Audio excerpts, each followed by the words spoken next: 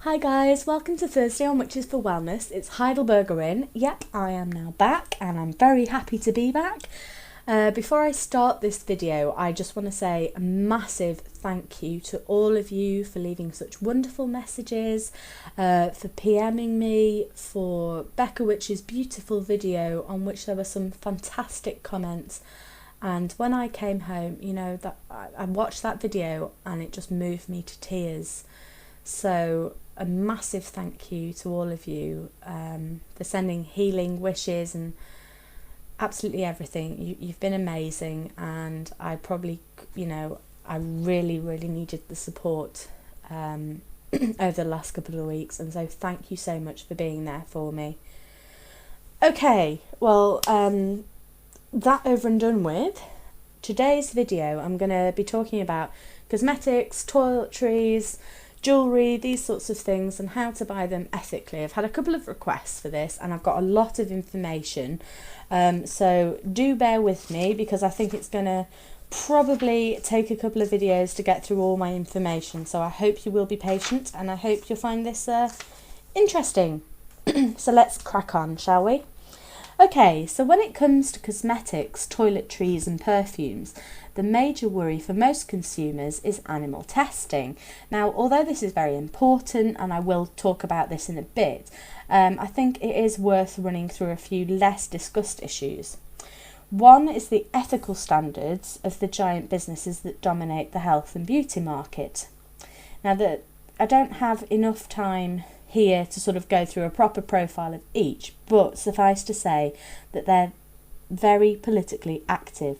According to Open Secrets, and I'll put the website address in the sidebar, George W. Bush's Republican Party received substantial cash donations from Bristol-Myers Squibb and Revlon, and Procter & Gamble, Colgate-Palmolive and Johnson & Johnson are, among other things, on the board of the National Foreign Trade Council, which is a lobby group which has actively opposed legislation to stop trade with Burma, and whose website opens with a quote of gratitude and approval from none other than Dick Cheney. So, another issue is the degree to which cosmetics manufacturers use needlessly risky chemicals such as persistent toxins that may accumulate in the human body or the wider environment, posing risks to health and wildlife. As with household cleaning products, there's very little evidence to suggest that standard exposure to cosmetic chemicals causes anything more serious than occasional allergic reactions, although intensive long-term exposure does seem to present risks. For example, in 2002, researchers from Lund University in Sweden found that female hairdressers were 1/3 more likely than a selected control group to give birth to babies with malformations or other serious physical defects, especially heart defects. Extended exposure to everyday hairsprays, dyes, and those sorts of things seem to be the most likely cause. Now, there are environmental concerns about the use of natural products too. According to the World Wildlife Foundation, between 4,000 and 10,000 plant species are threatened with extinction due to the demand for herbal remedies, and the natural ingredients used in certain toiletries and cosmetics inevitably pose similar threats. For example, rainforest campaigners worried about the growing demand for palm oil, derivatives of which are widely used in soaps, lipsticks, perfumes, and all sorts of other products. Now, according to environmental groups such as the World Rainforest Movement, these are helping to wipe out biodiversity and tacitly supporting the forced displacement of forest-based peoples in Indonesia and elsewhere.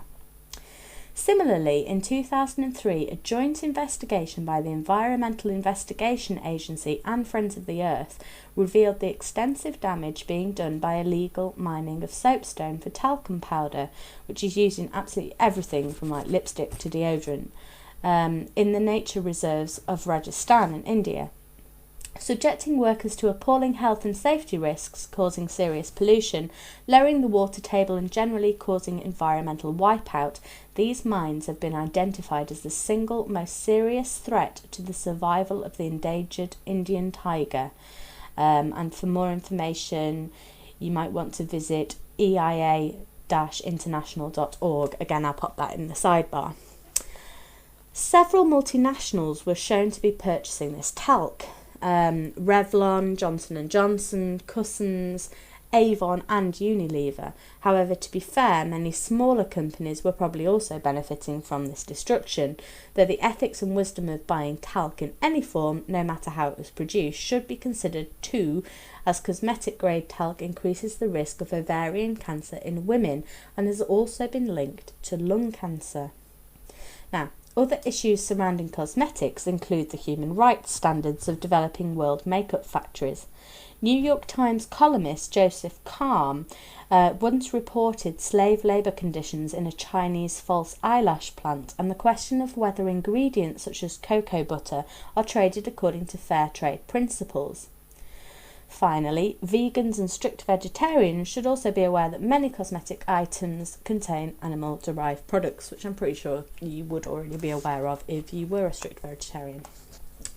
So, let's have a quick talk about animal testing.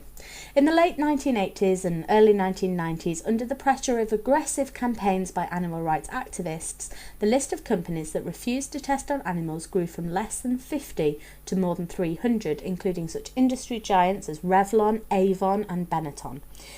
However, testing still does continue, especially in the US, unlike the EU,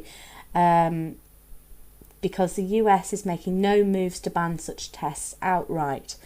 According to animal rights campaigners, millions of animals globally are subjected to tests each year for products ranging from hair dyes to toothpaste. These include notorious experiments such as the lethal dose 50% test, where basically animals are gradually poisoned with increasing doses of a substance until half of them die. And also the dry's eye test, where chemicals are added to animals' eyes and the damage is recorded over several days. Safety testing on cosmetic products usually only comprise about 10 to 20% of the animal testing done in the US, according to the Humane Society, but it's the sector that causes the most public outrage. So, even in countries like the UK, where animal testing has been phased out, production of animal-tested cosmetics elsewhere in the globe can still have a major impact, as most of what's on sale is imported from or contains ingredients imported from abroad. After persistent public and campaigner pressure, the EU-wide ban on the sale of animal-tested cosmetics was finally agreed upon in 2003.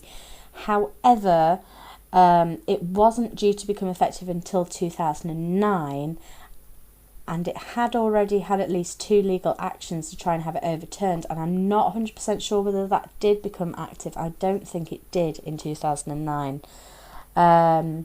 Strangely, the legal action to try and have it overturned, one came directly from a coalition of cosmetic companies who refused to reveal their identities, and one from the French government, who are obviously home to industry giants L'Oréal, who are strongly associated with animal testing. So anyway, not sure whether the legislation is going to survive or not. In the meantime, tests are gradually being developed that don't require animals, which are often funded, to be honest, by the same companies that are still actively conducting animal experiments. In the EU, once an alternative test exists, it has to be used instead of the animal version. But however, in the US, alternatives only have to be considered. There is a Californian state bill that requires the use of scientifically validated, federally approved non-animal methods by testing facilities, and animal rights groups are trying to get similar legislation passed nationwide.